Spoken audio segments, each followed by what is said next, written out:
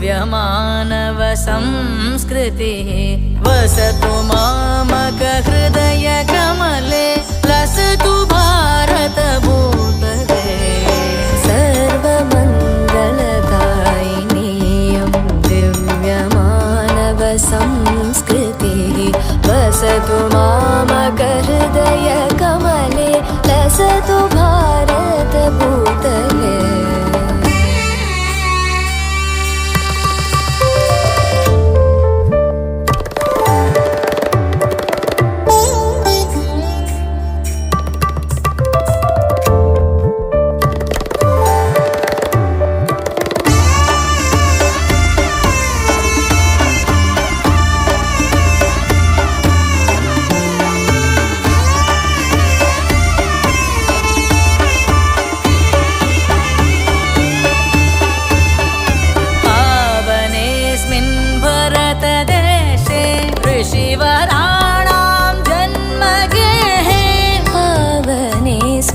भारतदेशे ऋषिवराणां जन्मगेः तुङ्गहिमनगराजितेऽस्मिन् संस्कृताश्रितसंस्कृतिः सर्वमङ्गलदायिनीयम्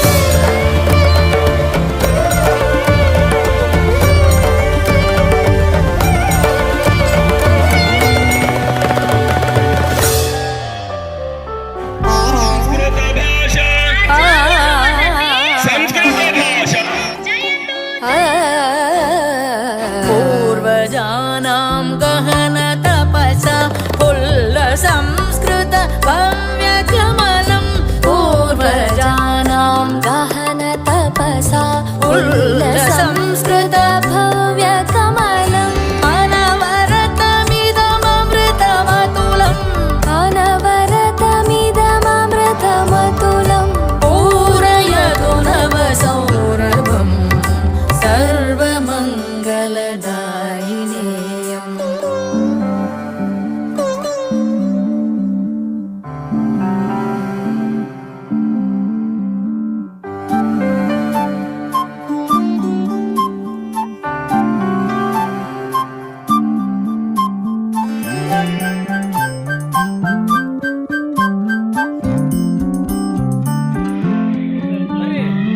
वहतु पुनरियमार्य भुवने कविभिरनिचं सेविता वहतु पुनरियमार्य भुवने कविभिरनिशं सेविता मुनिभिरार्चितमन्त्रनिनदै संस्कृतासुरभारती संस्कृतासुरभारती संस्कृतासुरभारती संस्कृतासुरभारती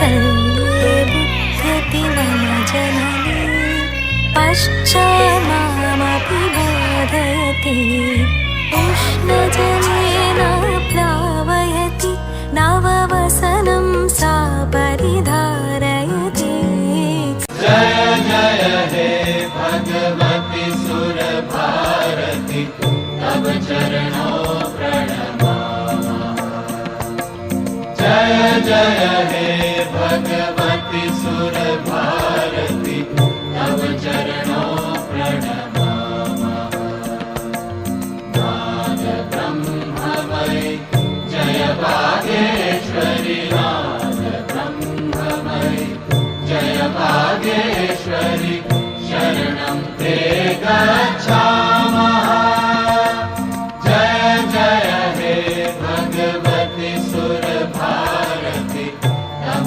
चरणों प्रणमामः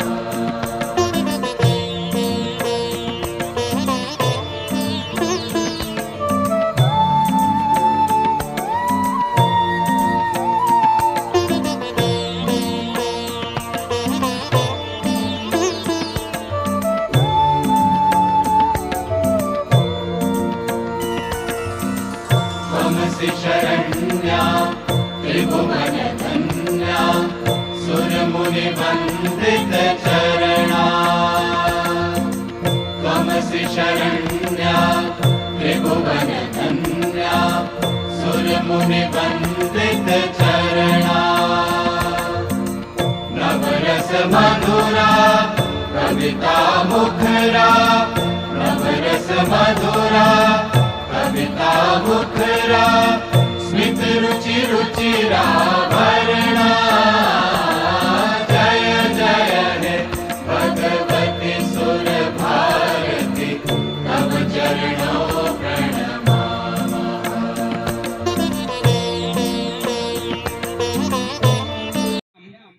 ವಂದೇ ಭಾರತ ಮಾತರಂ. ಮೊದಲಿಗೆ ಈ ಕ್ಷೇತ್ರದ ಅಧಿದೇವತೆಯಾದಂತಹ ಪಿರಂಗೀಶ್ವರರಲ್ಲಿ ಹಾಗೂ ಕ್ಷೇತ್ರಾಧ್ಯಕ್ಷರಾದಂತಹ ಪರಮ ಪೂಜ್ಯ ಶ್ರೀ ಶ್ರೀ ಶಿವರುದ್ರ ಮಹಾಸ್ವಾಮಿಗಳವರ ಪಾದಗಳಿಗೆ ನಾನು ಭಕ್ತಿಪೂರ್ವಕ ನಮನವನ್ನು ಸಮರ್ಪಿಸುತ್ತಾ ಈ ಒಂದು ಸುಂದರ ಸಮಾರಂಭದ ಅಧ್ಯಕ್ಷತೆಯನ್ನು ವಹಿಸಿರುವಂತಹ ನಮ್ಮ ಸಂಸ್ಥೆಯ ವಿದ್ಯಾಸಂಸ್ಥೆಯ ಕಾರ್ಯದರ್ಶಿಗಳು ಹಾಗೂ ಕರ್ನಾಟಕ ಉಚ್ಚ ನ್ಯಾಯಾಲಯದ ವಕೀಲರು ಆದಂತಹ BR ಅವರೇ, ಕಾರ್ಯಕ್ರಮದಲ್ಲಿ ನಮ್ಮೆಲ್ಲರಿಗೂ ಕೂಡ ಉಪನ್ಯಾಸವನ್ನು ನೀಡಲು ಆಗಮಿಸಿರುವಂತಹ ಹಿರಿಯರು ಆದಂತಹ ಈ ಒಂದು ಸಂಸ್ಥೆಯಲ್ಲಿ ಸುಮಾರು ದಶಕಗಳ ಕಾಲ ಶಿಕ್ಷಕ ವೃತ್ತಿಯನ್ನ ಸಮರ್ಪಕವಾಗಿ ನಿರ್ವಹಿಸಿ ಈಗ ವಯೋನಿವೃತ್ತಿ ಹೊಂದಿದ್ರು ಕೂಡ ಪ್ರವೃತ್ತಿಯಲ್ಲಿ ತಮ್ಮನ್ನು ತಾವು ತೊಡಗಿಸಿಕೊಂಡಿರುವ ಚಂದ್ರಶೇಖರಯ್ಯನವರೇ ಹಾಗೂ ವಿದ್ಯಾರ್ಥಿನಿಯರೇ, ಬೆಟ್ಟಹಳ್ಳಿ ಮಠ ಸಂಸ್ಕೃತ ಪಾಠಶಾಲೆಯ ಇಂದು ನಾವು ಪ್ರತಿ ವರ್ಷನೂ ಕೂಡ ಪ್ರಪ್ರಥಮವಾಗಿ ಶಾಲಾ ಹಂತದಲ್ಲಿ ನಾವು ಸಂಸ್ಕೃತೋತ್ಸವವನ್ನ ಆಚರಣೆಯನ್ನ ಮಾಡಿ ಅದರ ಸಮಾರೋಪ ಸಮಾರಂಭವನ್ನ ಜಿಲ್ಲಾ ಕೇಂದ್ರಗಳಲ್ಲಿ ನಾವು ಮಾಡ್ಕೊಂಡ್ ಬರ್ತಾ ಇದ್ವಿ. ಆದ್ರೆ ಈ ವರ್ಷದಲ್ಲಿ ನಮ್ಮ ವಿಶ್ವವಿದ್ಯಾನಿಲಯದ ಕುಲಪತಿಗಳಾದ ಡಾಕ್ಟರ್ S. ಅಹಲ್ಯ ಅವರು ಒಂದು ನಮಗೆ ಆದೇಶವನ್ನ ಮಾಡಿದ್ರು.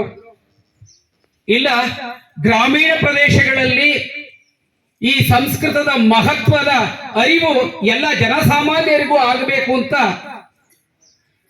ನಾವು ಪ್ರಪ್ರಥಮವಾಗಿ ಜಿಲ್ಲಾ ಹಂತದಲ್ಲಿ ಈ ಒಂದು ಕಾರ್ಯಕ್ರಮಕ್ಕೆ ಚಾಲನೆಯನ್ನು ನೀಡಿ ಇಂದು ಶಾಲಾ ಹಂತದಲ್ಲಿ ಏನು ಸಂಸ್ಕೃತೋತ್ಸವ ಅಂತ ಒಂದು ಶೀರ್ಷಿಕೆ ಅಡಿಯಲ್ಲಿ ನಾವು ಕಾರ್ಯನಿರ್ವಹಣೆಯನ್ನು ಮಾಡ್ತಾ ಇದ್ವಿ. ಆದ್ರೆ ಅದಕ್ಕೆ ಅಸ್ಮಾಕಂ ಸಂಸ್ಕೃತಂ ಅಂದ್ರೆ ಇದು ನಮ್ಮ ಸಂಸ್ಕೃತ ಎಂಬ ಶೀರ್ಷಿಕೆ ಅಡಿಯಲ್ಲಿ ರಾಜ್ಯಾದ್ಯಂತ ಸುಮಾರು 300 ಕಾರ್ಯಕ್ರಮಗಳನ್ನ ಆಯೋಜನೆ ಮಾಡಬೇಕು. ಇದು ಎಲ್ಲ ರಾಜ್ಯದ ಗ್ರಾಮೀಣ ಪ್ರದೇಶದ ಮೂಲೆ ಮೂಲೆಗಳಿಗೂ ಕೂಡ ಈ ಒಂದು ಸಂಸ್ಕೃತಿಯ ಭಾಷೆಯ ಜ್ಞಾನ ಪಸರಿಸಬೇಕು ಅಂತ ಹೇಳಿ ಈ ಒಂದು ಆದೇಶವನ್ನು ಮಾಡ್ರು. ನಮ್ಮ ಕುಲಪತಿಗಳ ಆದೇಶದಂತೆ ಈಗ ರಾಜ್ಯಾದ್ಯಂತ ಎಲ್ಲ ಗ್ರಾಮೀಣ ಪ್ರದೇಶಗಳಲ್ಲಿ ಹೆಚ್ಚು ಈ ಕಾರ್ಯಕ್ರಮಗಳನ್ನ ನಾವು ಮಾಡ್ತಾ ಬರ್ತಾ ಇದ್ವಿ. ಅದರಂತೆ ಇಂದು ನಮ್ಮ ಶಾಲಾ ಹಂತದಲ್ಲಿ ಈ ಕಾರ್ಯಕ್ರಮವನ್ನ ನಾವು ಬಹಳ ವಿಜೃಂಭಣೆಯಿಂದ ನಮ್ಮ ವಿದ್ಯಾರ್ಥಿಗಳನ್ನೊಳಗೂಡಿಕೊಂಡು ನಾವು ಮಾಡಿಕೊಂಡು ಬರ್ತಾ ಇದ್ದೀವಿ. ವಿದ್ಯಾರ್ಥಿಗಳೇ, ಯಾವುದೇ ಒಂದು ದೇಶದ ಶ್ರೇಷ್ಠತೆ ಮತ್ತು ಜ್ಯೇಷ್ಠತೆಯನ್ನ ನಾವು ಪರಿಗಣಿಸಬೇಕಾದ್ರೆ ಆ ದೇಶದ ಆರ್ಥಿಕ ಸ್ಥಿತಿಗತಿಗಳಿಂದಾಗಲಿ, ಭೌಗೋಳಿಕ ವ್ಯಾಪ್ತಿಯಿಂದಾಗಲಿ ಅಥವಾ ವೈಜ್ಞಾನಿಕ ಪ್ರಗತಿಯಿಂದಾಗಲಿ ಅಳೆಯಲು ಸಾಧ್ಯವಿಲ್ಲ. ಯಾಕೆಂದರೆ ಆಯಾ ದೇಶದ ಅಮೂಲ್ಯವಾದ ಸ್ವತ್ತು ಸಂಪತ್ತು ಎಂದರೆ ಆ ದೇಶದ ಅಮೂಲ್ಯವಾದ ಸಂಸ್ಕೃತಿ.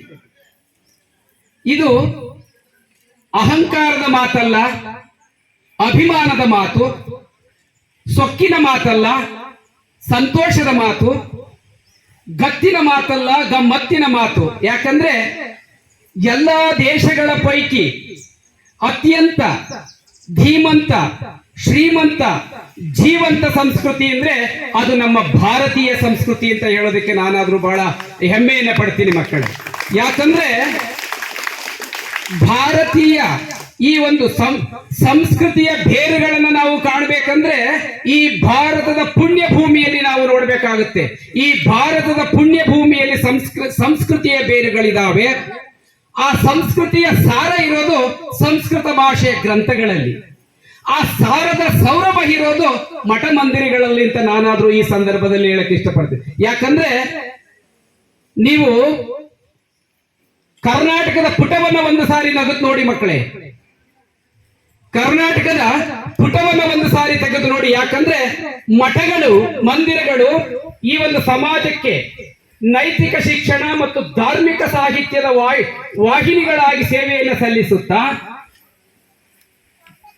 ಯಾವುದೇ ಸರ್ಕಾರ ಮುಂದಾಗದಂತಹ ಸಂದರ್ಭದಲ್ಲಿ ಎಲ್ಲ ಗ್ರಾಮೀಣ ಪ್ರದೇಶದ ಬಡ ಮಕ್ಕಳಿಗೂ ಕೂಡ ಜ್ಞಾನದ ಅರಿವು ಆಗಬೇಕು ಅಂತ ಪ್ರಪ್ರಥಮವಾಗಿ ಯಾವುದೇ ಒಂದು ವಿದ್ಯಾ ಕೇಂದ್ರವನ್ನು ತಗೊಳ್ಳಿ, ಪ್ರಪ್ರಥಮವಾಗಿ ಪ್ರಾರಂಭ ಮಾಡಿರೋದು ಸಂಸ್ಕೃತ ಪಾಠಶಾಲೆಗಳಲ್ಲಿ. ಸಂಸ್ಕೃತ ಪಾಠಶಾಲೆಗಳನ್ನು ತೆರೆದು ಅದರ ಜೊತೆಗೆ ಸಾಮಾನ್ಯ ಶಿಕ್ಷಣವನ್ನು ತಂದು ಗ್ರಾಮೀಣ ಪ್ರದೇಶಗಳಲ್ಲಿ ವಿದ್ಯಾದಾನವನ್ನ, ಈ ಒಂದು ಜ್ಞಾನದ ದಾನವನ್ನ ಮಾಡ್ತಾ ಇರೋದು ಯಾರಪ್ಪ ಅಂದ್ರೆ ಅಂದಿಗೂ ಇಂದಿಗೂ ಎಂದೆಂದಿಗೂ ಮಠಗಳು, ಮಂದಿರಗಳು ಅಂದ್ರೆ ಅದಕ್ಕೆ ತಪ್ಪಾಗಲಾರದು. ಸರ್ಕಾರಗಳು ಈಗ ಇತ್ತೀಚಿನ ದಿನಗಳಲ್ಲಿ ಎಲ್ಲೆಲ್ಲಿ ಬೇಕು ವಿದ್ಯಾ ಕೇಂದ್ರಗಳನ್ನು ತೆರೆದಿರಬಹುದು. ಆದ್ರೆ ಯಾವುದೇ ಸರ್ಕಾರದ ವತಿಯಿಂದ ಯಾವುದೇ ಶಾಲೆಗಳು ಇಲ್ಲದಂತಹ ಸಂದರ್ಭದಲ್ಲಿ ಯಾರು ನಮ್ಮ ಅಪ್ಪಂದಿರು, ತಾತಂದಿರು ಏನಾದ್ರೂ ಒಂದೆರಡು ಅಕ್ಷರಗಳನ್ನು ಕಲ್ತಿದ್ದಾರೆ ಅಂತ ಏನಾದ್ರೂ ಅಂದ್ರೆ ನಾವು ಅದು ಮಠಗಳಿಂದ ಮಾತ್ರ ಅಂತ ನಾನು ಈ ಸಂದರ್ಭದಲ್ಲಿ ಹೇಳಕ್ಕೆ ಇಷ್ಟಪಡ್ತೀನಿ. ಹಾಗೆ ಸಂಸ್ಕೃತ, ನಾನು ಹೇಳಿದೆ ಸಂಸ್ಕೃತಿಯ ಆ ಬೇರಿನ ಸಾರ ಇರೋದು ಸಂಸ್ಕೃತ ಗ್ರಂಥಗಳಲ್ಲಿ ಅಂತ. ಖಂಡಿತ ಮಕ್ಕಳೇ, ನೀವು ಇತಿಹಾಸವನ್ನು ಓದಿದಿರಾ. ವಾರನ್ ಹೇಸ್ಟಿಂಗ್ಸ್ ಗವರ್ನರ್ ಜನರಲ್ ಆಗಿ ಬಂದಂತಹ ಸಂದರ್ಭದಲ್ಲಿ ಹೈಕೋರ್ಟ್ ಜಸ್ಟಿಸ್ ಆಗಿ ವಿಲಿಯಂ ಜೋನ್ಸ್ ಅನ್ನೋರು ಬರ್ತಾರೆ.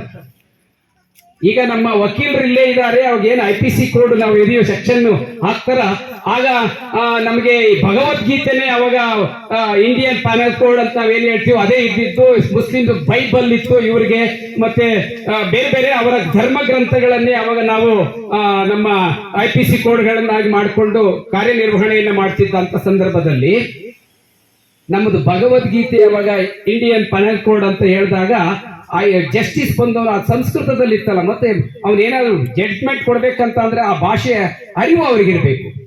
ಅವರು ಕಾಶ್ಮೀರದಿಂದ ಪಂಡಿತರನ್ನ ಕರೆಸಿ ಸಂಸ್ಕೃತ ಅಧ್ಯಯನವನ್ನ ಮಾಡ್ತಾರೆ, ಅಭಿಜ್ಞಾನ ಶಾಕುಂತಲವನ್ನ ಓದ್ತಾರೆ, ಭಗವದ್ಗೀತೆಗಳನ್ನ ಓದ್ತಾರೆ. ಆಗ ವಾರನ್ ಹೇಸ್ಟಿಂಗ್ಸ್ ಅಂತ ಕರೆದು ಹೇಳ್ತಾರೆ ಅವರು, ಹೇಸ್ಟಿಂಗ್ಸ್, ನಾವು ಅಂದುಕೊಂಡು ಬಂದಿದ್ದು ಭಾರತದಲ್ಲಿರುವ ಈ ಒಂದು ಸಂಪತ್ತು ಏನು, ಬಂಗಾರ, ವಜ್ರ, ವೈಢೂರ್ಯವನ್ನು ಅಪಹರಿಸಿ ಹೋಗ್ಬೇಕು ಅಂತ ಬಂದು, ಆದ್ರೆ ಅದು ತಪ್ಪು. ಭಾರತದಲ್ಲಿ ಅದಕ್ಕಿಂತ ಮಹತ್ತರವಾದ ಸಂಪತ್ತಿದೆ. ಇದೆಲ್ಲ ನಾವು ಅಂದ್ಕೊಂಡಿದ್ದೆಲ್ಲ ಅದರ ಮುಂದೆ ಝೀರೋ. ಅದು ಯಾವುದಪ್ಪ ಅಂತ ಅಂದ್ರೆ ಸಂಸ್ಕೃತ ಅಂತ ಹೇಳ್ತಾರೆ ಅವಾಗ ವಿಲಿಯಂ ಜೋನ್ಸ್, ಹೈಕೋರ್ಟ್ ನ ಚೀಫ್ ಜಸ್ಟಿಸ್ ಹೇಳೋದಿದು. ಆಗ ಅವರು ಕೂಡ ಆ ಹೇಸ್ಟಿಂಗ್ಸ್ ಸಂಸ್ಕೃತ ಭಾಷೆಯ ಬಗ್ಗೆ ಅವನ ಗಮನವನ್ನು ಸೆಳೆದಂತಹ ಸಂದರ್ಭದಲ್ಲಿ ಅವರು ಕೂಡ ಸಂಸ್ಕೃತವನ್ನ ಅಧ್ಯಯನ ಮಾಡಿ ಕಲ್ಕತ್ತಾದಲ್ಲಿ ಒಂದು ಅಧ್ಯಯನ ಕೇಂದ್ರವನ್ನು ಕೂಡ ತೆರೀತಾರೆ ಅಂತ ನಾನು ಒಂದು ಗ್ರಂಥಗಳಲ್ಲಿ ಓದಿದ್ದೀನಿ ಮಕ್ಕಳು. ಅಲ್ಲಿಂದ ಅವರು ಸಂಸ್ಕೃತವನ್ನ ಇವಾಗ ನೀವು ನೋಡಿರ್ಬೋದು, ಸಂಸ್ಕೃತವನ್ನ ಅಧ್ಯಯನ ವಿದೇಶಗಳಲ್ಲಿಯೂ ಕೂಡ ವ್ಯಾಪಕವಾಗಿ ಇವಾಗ ಅಧ್ಯಯನ ಮಾಡ್ತಾ ಇದ್ದಾರೆ. ನಮ್ಮ ಸಂಸ್ಕೃತಿಯನ್ನ ವಿದೇಶಗಳಲ್ಲಿ ಅವರು ಹಪ್ಕೋತಾ ಇದ್ದಾರೆ. ನಾವು ಹಪ್ಕೊಳ್ಳೋದಿರ್ಲಿ, ಇವತ್ತು ಒಪ್ಕೊಳ್ಳೋಕ್ಕೂ ರೆಡಿ ಇಲ್ಲ. ಹಾಗಾಗಿದೆ ನಮ್ಮ ಮನಸ್ಥಿತಿ. ಕೆಲವೇ ಕೆಲವು ಮಂದಿ ಈ ನಮ್ಮ ಸಂಸ್ಕೃತಿಯನ್ನ ವಿರೋಧ ಮಾಡಿಕೊಂಡೇ ಬರ್ತಾ ಇದ್ದಾರೆ.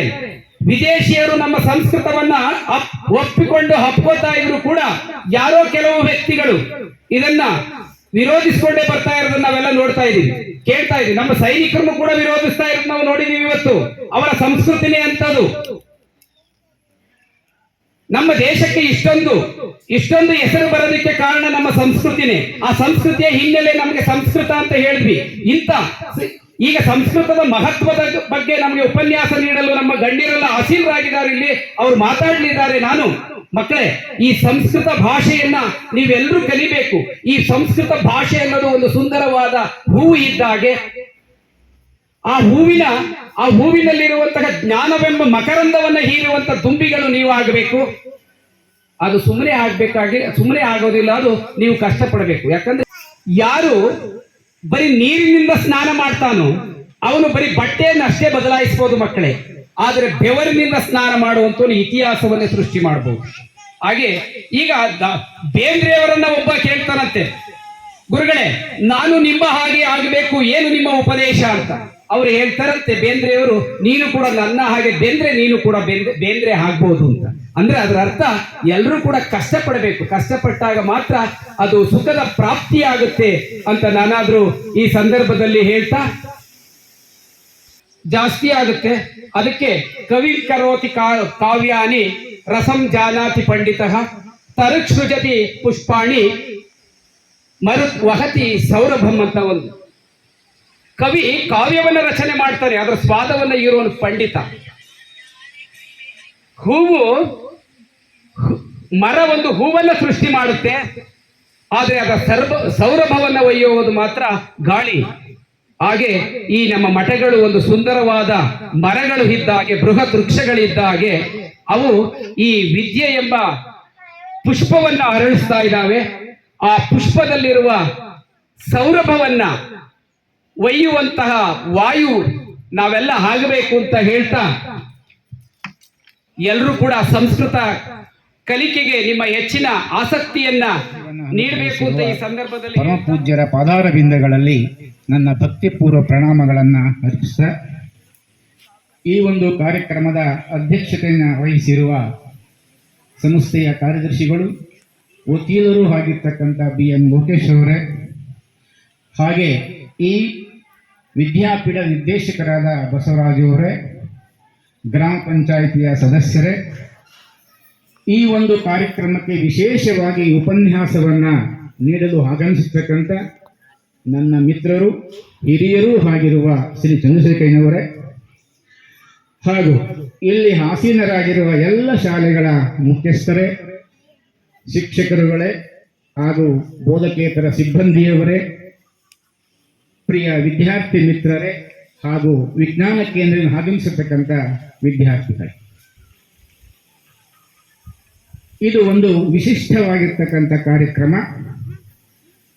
ನಮ್ಮ ಸಂಸ್ಕೃತ ವಿಶ್ವವಿದ್ಯಾಲಯ ಪ್ರಾರಂಭವಾದ ಅಂದಿನಿಂದಲೂ ಕೂಡ ಸಂಸ್ಕೃತ ಭಾಷೆಗೆ ಅಗಾಧವಾಗಿರ್ತಕ್ಕಂಥ ಕಾರ್ಯಕ್ರಮಗಳನ್ನು ರೂಪಿಸ್ತಾ, ಸಂಸ್ಕೃತದ ಪ್ರಸಾರ ಹಾಗೂ ಪ್ರಚಾರವನ್ನು, ಸಂಸ್ಕೃತ ಭಾಷೆಯ ಅಧ್ಯಯನ ಹಾಗೂ ಪ್ರಚಾರ ಹೆಚ್ಚು ಹೆಚ್ಚು ಆಗಬೇಕು ಎಂಬ ನಿಟ್ಟಿನಲ್ಲಿ ಸುಮಾರು ಕಾರ್ಯಕ್ರಮಗಳನ್ನು, ರಾಜ್ಯ ಮಟ್ಟದ ಸಂಸ್ಕೃತೋತ್ಸವಗಳಿರ್ಬೋದು, ಗೋಷ್ಠಿಗಳಿರ್ಬೋದು, ವಿಚಾರ ಗೋಷ್ಠಿಗಳಿರ್ಬೋದು, ಇಂಥ ಎಲ್ಲ ಕಾರ್ಯಕ್ರಮಗಳನ್ನು ಯಾಕೆ ಆಯೋಜಿಸಿದೆ ಅಂತಂದರೆ, ಮೊದಲು ನಮ್ಮ ಈ ಸಂಸ್ಕೃತ ಶಾಲೆಗಳು ಸಾರ್ವಜನಿಕ ಶಿಕ್ಷಣದ ಅಡಿಯಲ್ಲಿದೆ. ಅದು ಒಂದು ವಿಶಾಲವಾಗಿರ್ತಕ್ಕಂಥ ಇಲಾಖೆ. ಆ ಇಲಾಖೆಯಲ್ಲಿ ನಾವು ಎಲ್ಲೋ ಒಂದು ಮೂಲೆಯಲ್ಲಿ ಇಟ್ಕೊಂಡು ನಾವು ನಮ್ಮ ಅಸ್ತಿತ್ವವನ್ನು ಕಾಪಾಡಿಕೊಳ್ತಕ್ಕಂಥ ಒಂದು ಸಂದಿಗ್ಧ ಪರಿಸ್ಥಿತಿ ಇತ್ತು. ಆ ನಂತರ ಹಲವರ ವಿದ್ವಾಂಸರುಗಳ ಎಲ್ಲ ವಿಚಾರವಂತರ ಪರಿಶ್ರಮದಿಂದ 2010ರಲ್ಲಿ ಸಂಸ್ಕೃತ ವಿಶ್ವವಿದ್ಯಾಲಯ ಅಂತ ಪ್ರಾರಂಭ ಆಯಿತು. ಆ ವಿಶ್ವವಿದ್ಯಾಲಯದ ಅಡಿಯಲ್ಲಿ ಸಂಸ್ಕೃತ ಪಾಠಶಾಲೆಗಳನ್ನು, ಸಂಸ್ಕೃತ ಶಿಕ್ಷಣ ನಿರ್ದೇಶನಾಲಯ ಇದರ ಅಡಿಯಲ್ಲಿ ರಾಜ್ಯಾದ್ಯಂತ ಇರುವ ಎಲ್ಲ ಸಂಸ್ಕೃತ ಶಾಲೆಗಳನ್ನ ತಂದು, ತನ್ಮೂಲಕ ಶಾಲೆಗಳ ಅಭಿವೃದ್ಧಿ, ಶಿಕ್ಷಕರ ಅಭಿವೃದ್ಧಿ, ಭಾಷಾ ಅಭಿವೃದ್ಧಿ, ಈ ಥರ ಎಲ್ಲ ಕಾರ್ಯಕ್ರಮಗಳನ್ನ ಇಲಾಖೆ ಮಾಡ್ಕೊಳ್ತಾ ಬರ್ತಾಗಿದೆ. ಈ ಹೊಸದಾಗಿ ಕುಲಪತಿಗಳಾಗಿ ಆಗಮಿಸತಕ್ಕಂಥ ಡಾಕ್ಟರ್ ಅಹಲ್ಯ ಮೇಡಮ್ ಅವರು ಇನ್ನೂ ಹೆಚ್ಚು ಅವರು ಸಂಸ್ಕೃತಾಭಿಮಾನಿಗಳು ಹಾಗೂ ವೈದ್ಯಕೀಯ ಕ್ಷೇತ್ರದಲ್ಲಿ ಸೇವೆಯನ್ನ ಸಲ್ಲಿಸಿ ಈಗ ಕುಲಪತಿಗಳಾಗಿ ಬಂದಿದ್ದಾರೆ. ಸಂಸ್ಕೃತ ಭಾಷೆಯನ್ನ ಹೆಚ್ಚು ವಿಸ್ತಾರಗೊಳಿಸಬೇಕು, ಜನಮಾನಸಗೊಳಿಸಬೇಕು, ಎಲ್ಲ ಹಳ್ಳಿಯಲ್ಲೂ ಕೂಡ ಸಂಸ್ಕೃತ ಭಾಷೆಯ ಅರಿವನ್ನ ಮೂಡಿಸಬೇಕು ಎಂಬ ನಿಟ್ಟಿನಲ್ಲಿ ಅಸ್ಮಾಕಂ ಸಂಸ್ಕೃತಂ ಎಂಬ ಸರಣಿ ಕಾರ್ಯಕ್ರಮವನ್ನು ಆರಂಭ ಮಾಡಿ ಈ ವರ್ಷ ಎಲ್ಲ ಪಾಠಶಾಲಾ ಹಂತದಲ್ಲಿ ಅವರ ಪರಿಕಲ್ಪನೆ ಬೇರೆ, ಆದರೆ ಅದು ಸಾಧ್ಯ ಆಗದೇ ಇರೋದ್ರಿಂದ ನಾವು ಶಾಲಾ ಹಂತದಲ್ಲಿ ಮಾಡ್ತಾ ಇದ್ದೀವಿ. ಅವರ ಪರಿಕಲ್ಪನೆ ಏನು ಅಂತ ಅಂದ್ರೆ ಪ್ರತಿ ಹಳ್ಳಿಗೆ ಹೋಗ್ಬೇಕು, ಪ್ರತಿ ಗ್ರಾಮ ಪಂಚಾಯಿತಿಗಳಿಗೆ ಹೋಗ್ಬೇಕು, ತಾಲೂಕು ಮಟ್ಟದಲ್ಲಿ ಕಾರ್ಯಕ್ರಮಗಳನ್ನ ಮಾಡಬೇಕು. ಈ ತರವಾಗಿರ್ತಕ್ಕಂಥ ಪರಿಕಲ್ಪನೆ ಅವರು. ಅಂದ್ರೆ ಹೆಚ್ಚು ಸಂಸ್ಕೃತ ಭಾಷೆ ಜನಮಾನಸ ಆಗ್ಬೇಕು, ಎಲ್ಲ ಜನಗಳಿಗೂ ತಿಳಿಬೇಕು ಅನ್ನೋದು ಅವರ ಮಹದುದ್ದೇಶ.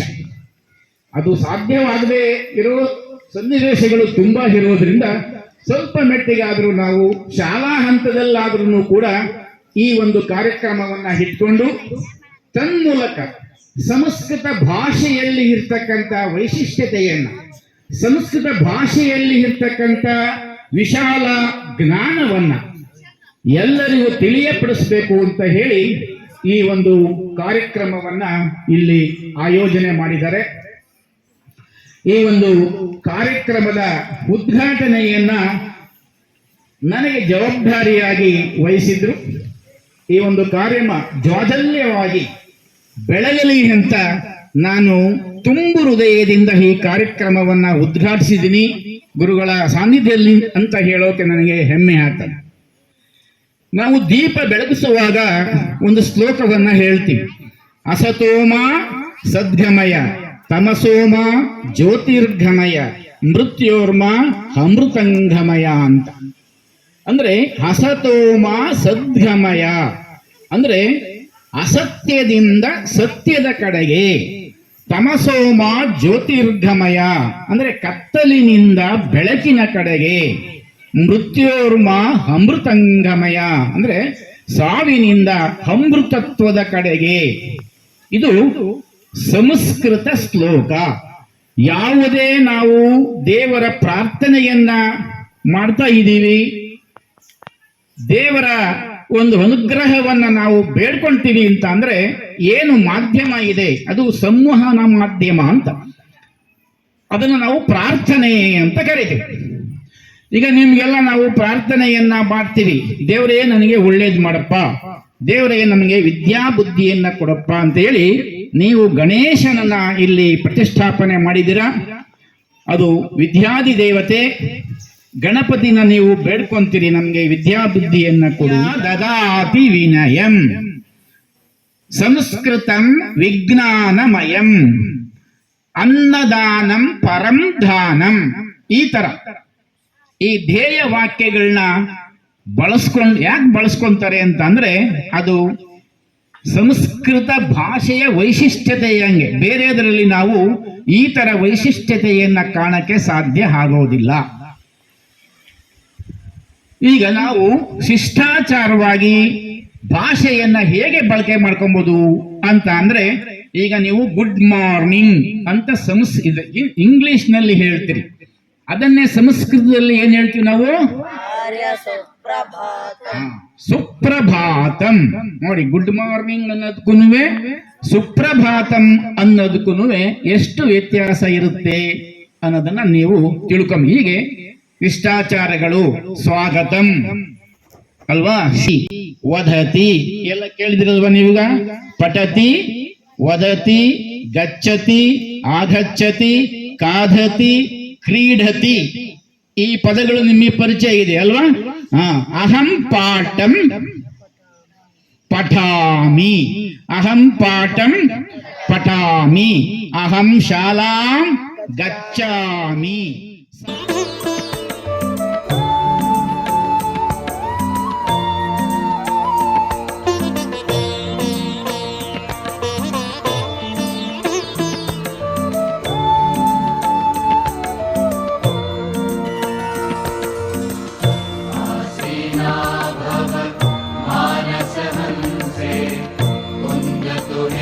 शशिधवले आसीना भव मानसहंसे कुन्दतुहिन शशिधवले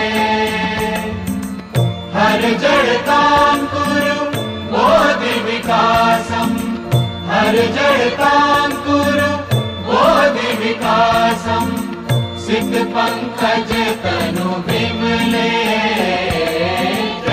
जय हे भगवती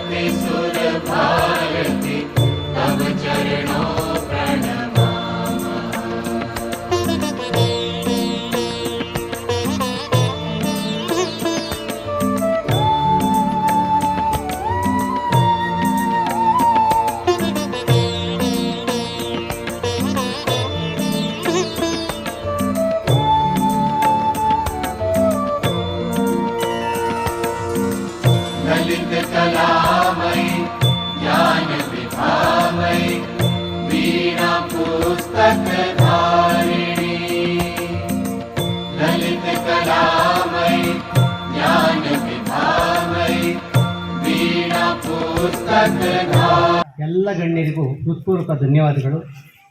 ಹೃತ್ಪೂರ್ವಕ ಧನ್ಯವಾದಗಳು. ಯಂ ಶೈವ ಸಮುಪಾಸತೆ ಶಿವ ಇತಿ ಬ್ರಹ್ಮೇತಿ ವೇದಾಂತಿನಃ ಬೌದ್ಧ ಬುದ್ಧ ಇತಿ ಪ್ರಮಾಣಪಟವಃ ಕರ್ತೇತಿ ನೈಯಾಯಿಕಾಃ ಅರ್ಹನ್ನಿತ್ಯತ ಜೈನ ಶಾಸನರತಾಃ ಕರ್ಮೇತಿ ಮೀಮಾಂಸಕಾಃ ಸೋಯಂ ವೋ ವಿದದಾತು ವಾಂಛಿತ ಫಲಂ ತ್ರೈಲೋಕ್ಯ ನಾಥೋ ವಿಭು.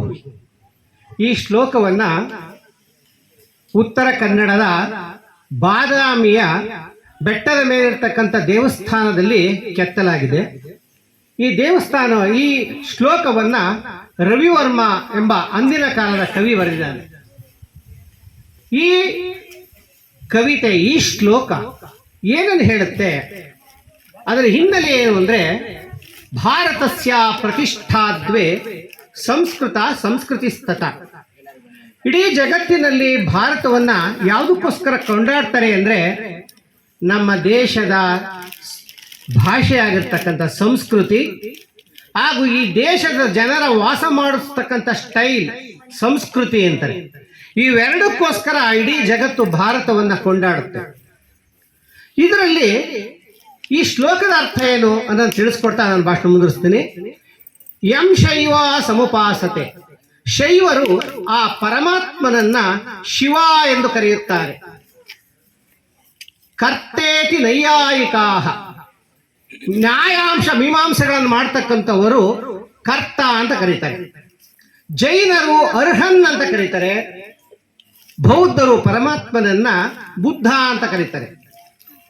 ಹೀಗೆ ಹಲವಾರು ಜನ ತಮ್ಮ ತಮ್ಮ ದೇವರುಗಳನ್ನ ತಮಗಿಚ್ಛೆ ಬಂದಂತೆ ಕರೀತಾರೆ. ಹಾಗೇನೆ ಕ್ರಿಶ್ಚಿಯನ್ನರು ಕ್ರೈಸ್ತ ಅಂತ ಕರೀತಾರೆ, ಮುಸ್ಲಿಮರು ಅಲ್ಲಾಹ್ ಅಂತ ಕರೀತಾರೆ. ಹೀಗೆ ಬೇಕಾದಷ್ಟು ಹೆಸರುಗಳಿಂದ ಕರೆದ್ರೂ ಕೂಡ ಈ ಶ್ಲೋಕ ಏನ್ ಹೇಳ್ತಂದ್ರೆ, ಈ ಜಗತ್ತನ್ನ ಕಾಪಾಡತಕ್ಕಂಥ ಪರಮಾತ್ಮ ಒಬ್ಬನೇ. ಈ ಪರಮಾತ್ಮ ಇಡೀ ಜಗತ್ತನ್ನೆಲ್ಲ ಆವರಿಸ್ಕೊಂಡಿದ್ದಾನೆ. ಆತನ ನೀವು 100 ಹೆಸರಲ್ಲಿ ಕರೀರಿ. ಇವತ್ತು ಈ ಜಗತ್ತಿನಲ್ಲಿ ಧರ್ಮದ ಹೆಸರಲ್ಲಿ ಸುರಿಸಿದಷ್ಟು ರಕ್ತವನ್ನ ಬೇರೆ ಯಾವುದರಲ್ಲೂ ಸುರಿಸಿಲ್ಲ. ಯಾಕೆ ಅಂದ್ರೆ ಧರ್ಮದ ಮೂಲಭೂತ ಜ್ಞಾನ ಇಲ್ಲದೆ ಇರೋದ ಕಾರಣ. ಆ ಮೂಲಭೂತ ಕಾರಣವನ್ನು ಕೊಡ್ತಕ್ಕಂಥ ಶ್ಲೋಕ ಯಾವುದು ಅಂದ್ರೆ, ಈ ಯಂ ಶೈವ ಸಮುಪಾಸತೆ ಶಿವ ಇತಿ ಬ್ರಹ್ಮೇತಿ ವೇದಾಂತಿನ ಬೌದ್ಧ ಬುದ್ಧ ಇತಿ ಪ್ರಮಾಣಪಟವಃ ಕರ್ತೇತಿ ನೈಯಾಯಿಕಾಃ ಅರ್ಹನ್ನಿತ್ಯತ ಜೈನ ಶಾಸನರತಾಃ ಕರ್ಮೇತಿ ಮೀಮಾಂಸಕಾಃ ಸೋಯಂ ವೋ ವಿದದಾತು ವಾಂಛಿತ ಫಲಂ ತ್ರೈಲೋಕ್ಯ ನಾಥೋ ವಿಭು.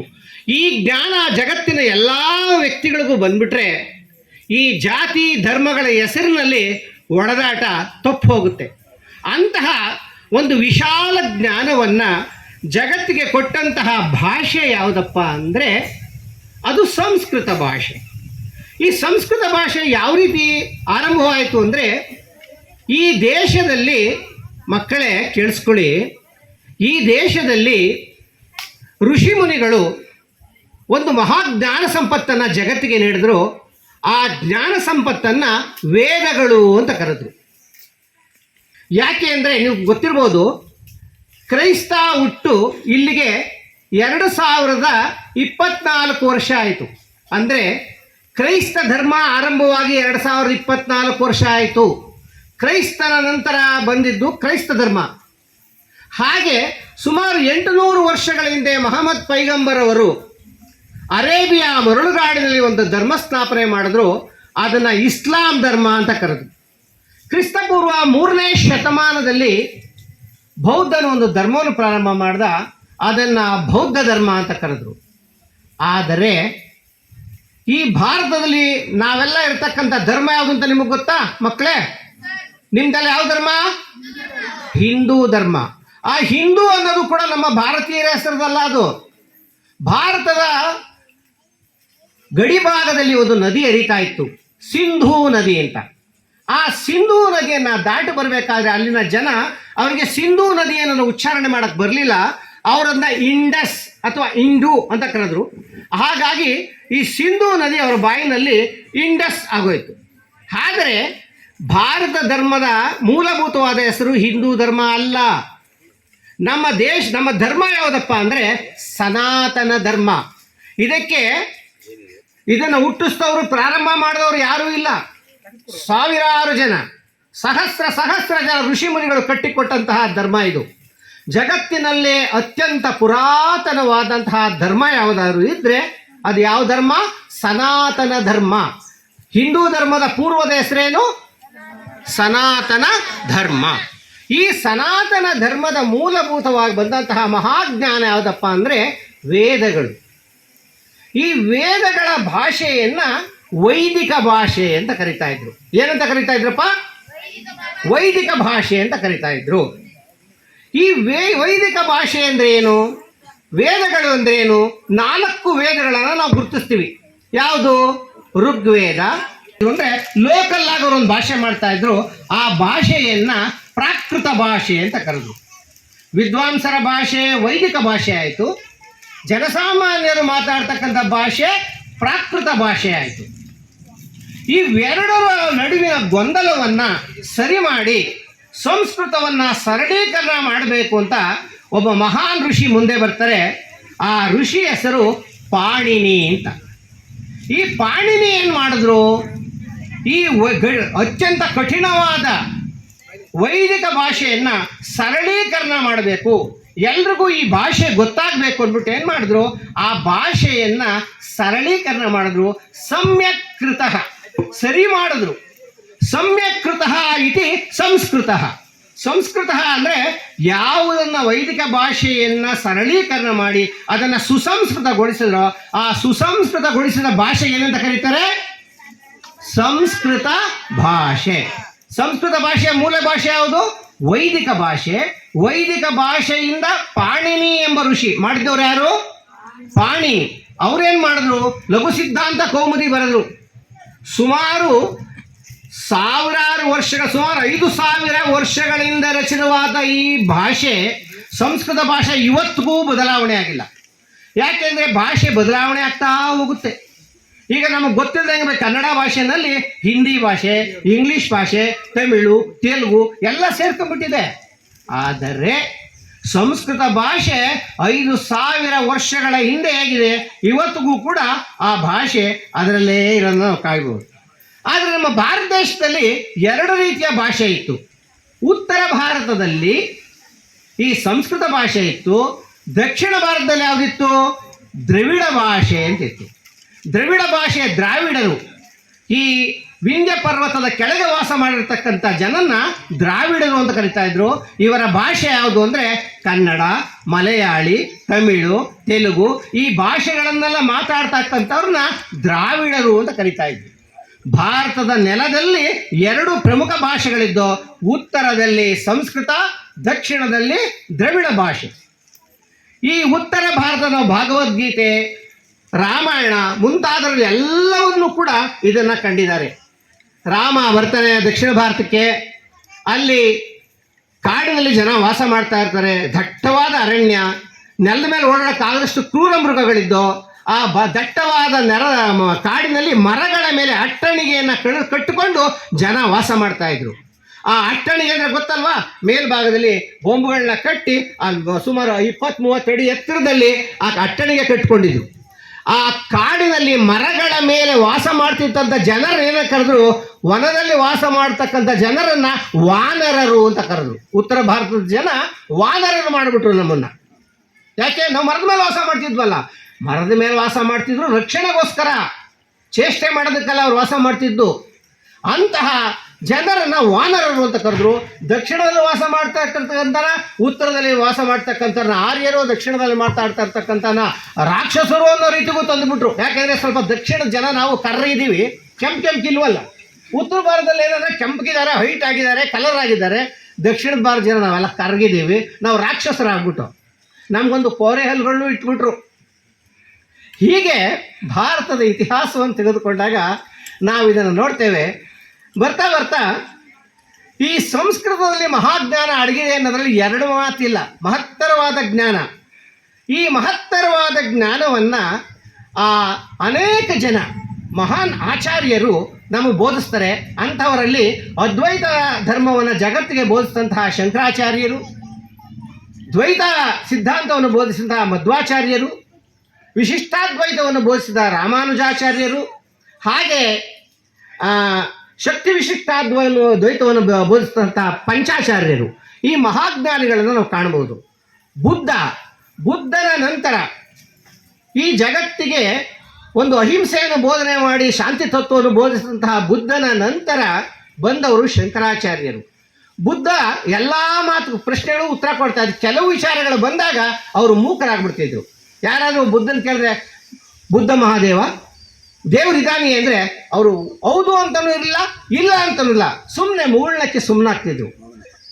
ಯಾಕೆಂದರೆ ಯಾವುದು ಕಠಿಣವೋ, ಯಾವುದು ಜನರಲ್ಲಿ ಗೊಂದಲವನ್ನು ಉಂಟು ಮಾಡ್ತದೋ ಅದಕ್ಕೆಲ್ಲರೂ ಅವರು ಮೌನವನ್ನು ವಹಿಸ್ತಾ ಇದ್ರು. ಅಂತಹ ಸಂದರ್ಭದಲ್ಲಿ ಅನೇಕ ಆಚಾರ್ಯರು ಬಂದರು. ಅವರಲ್ಲಿ ಶಂಕರಾಚಾರ್ಯರು ಅಂತ ಅವರು ಬಂದರು. ಅವರು ಅದ್ವೈತ ಅಂತ ಹೇಳಿದ್ರು. ಅದ್ವೈತ ಅಂದರೆ ಏನು?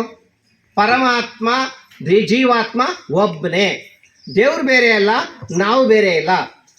ಯಾಕೆ ಅಂದರೆ ಪರಮಾತ್ಮ ಎಲ್ಲರಲ್ಲೂ ಇದ್ದಾನೆ, ಪ್ರತಿಯೊಂದು ಜೀವಿನಲ್ಲಿಯೂ ಕೂಡ ಪರಮಾತ್ಮ ಇದ್ದಾನೆ ಅನ್ನೋದು ಶಂಕರಾಚಾರ್ಯರ ತತ್ವ ಆಯಿತು. ಅವ್ರು ಹೇಳ್ತಾ ಇದ್ರು ಬ್ರಹ್ಮ ಸತ್ಯಂ ಜಗನ್ಮಿಥ್ಯಂ. ಈಗ ಜಗತ್ತು ಮಿಥ್ಯ, ಇವತ್ತು ನಾವಿದ್ದೀವಿ, ನಾಳೆ ಇರೋದಿಲ್ಲ. ಈ ಶಾಲೆಗಳಲ್ಲಿ ಬೇಕಾದಷ್ಟು ಶಿಕ್ಷಕರು ಬಂದರು ಹೋದರು.